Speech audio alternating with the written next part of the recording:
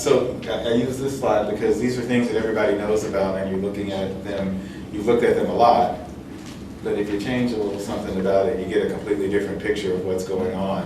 And so hopefully we're going to take, or we have taken, these disorders that you're familiar with, but applied that knowledge to how it affects one's voice, and you're going to see that a little differently too. You've already seen this. Those are open vocal folds. Back to the question from the morning, a capillary ectasia. So these small little vessels should be in the vocal folds, and those are the capillaries that we're talking about.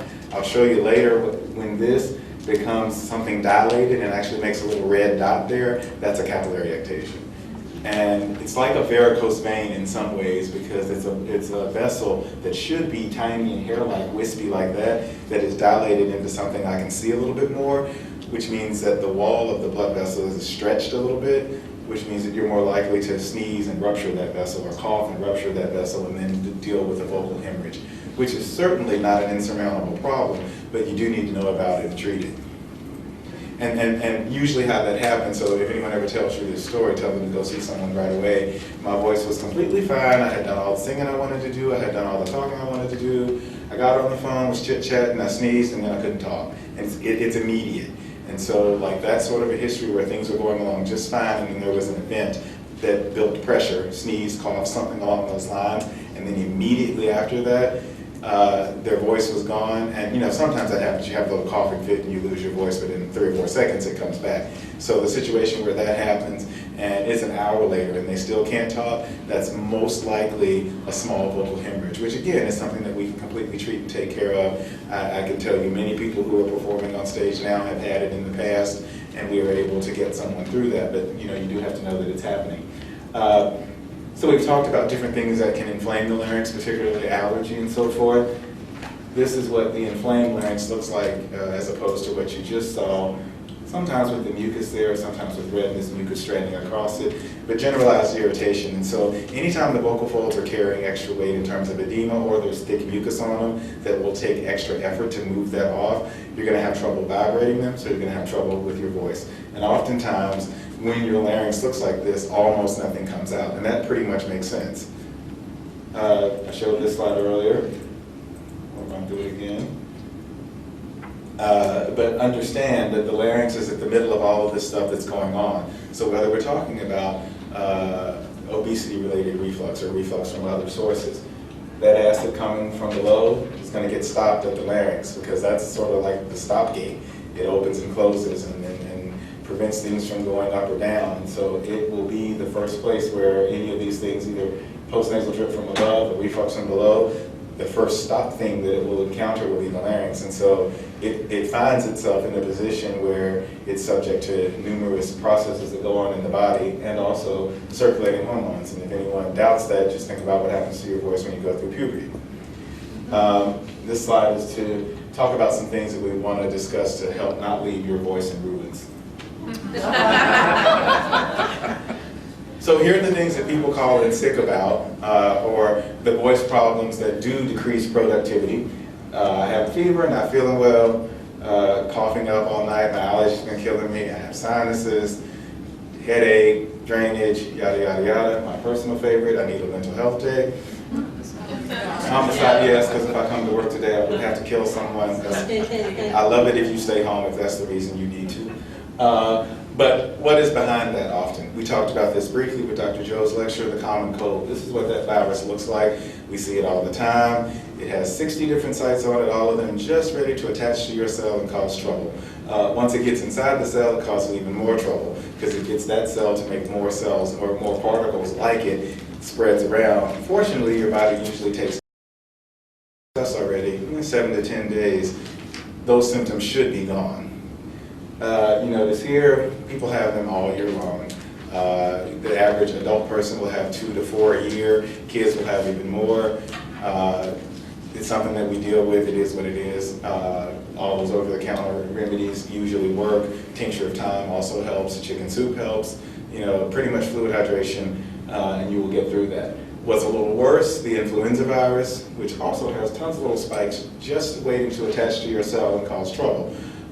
There's the A, B, and C. I'm sure everyone knows what the flu is. It's a cold on steroids. You feel a lot worse. usually a lot longer. This can take weeks to feel better and can really leave you in a pickle. And there are certainly worse strains of this, some of them even lethal, so you do want to take the flu a little more seriously than just the common cold. Here we see lots of different things that are out to treat it, but the main thing to think about it is there's a lot of lost productivity and also healthcare dollars that go into treating this, and that's why there's a vaccine. You know, prevention is a wonderful thing, and so putting yourself in the position where you won't get into trouble is much better than trying to get yourself out of trouble afterwards. Some other things I recommend to patients all the time: improve your immune system and immune function and your overall health. Vitamins A, C, and E are wonderful nutrients that you can give your body to help ward off infection, colds, viruses, etc. Zinc as well, fish liver oil.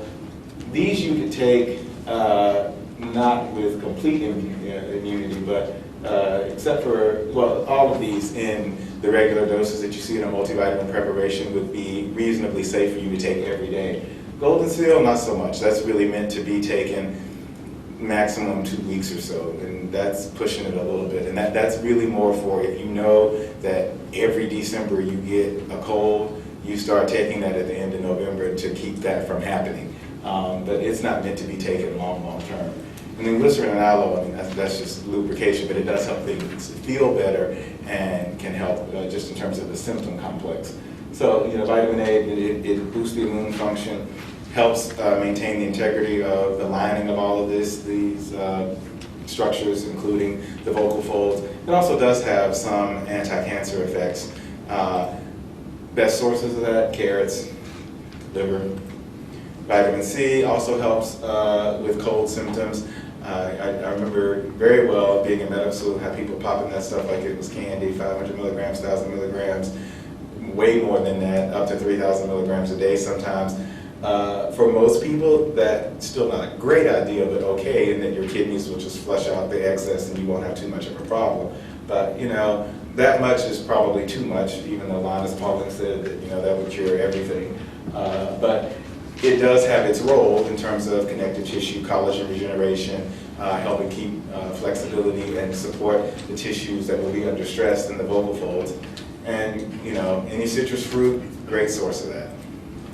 Vitamin E also has great anti-cancer effects, also helps maintain the integrity of the skin and the membrane, so it's important because you remember that the membrane covering the vocal folds is under constant stress. So anything that we can do to sort of help support those tissues is helpful. Big thing about that is you don't want to take too much because it'll act like Coumadin or any of the blood thinning agents and may help predispose you towards bleeding. So all of these things are in moderation. So don't go out here and say I need to get vitamin A, C, and E and take it 3 times a day for the rest of my life, because I'm certainly not saying that, but they can be helpful. Good source of vitamin E, wheat germ oil. Zinc, an essential factor, cofactor to numerous processes that go on in the body. So it's always helpful. It helps mature lymphocytes in the body that help fight off infection and help kill virus-laden cells and that type of thing. It can also help lessen cold symptoms. Oysters, great natural source for zinc. Again, you can take these things in sort of a preparation, but the body tends to absorb it better if you take it in a preparation that is natural and a source from which the body can take the nutrients, because it knows how to do that if we just give it the right stuff.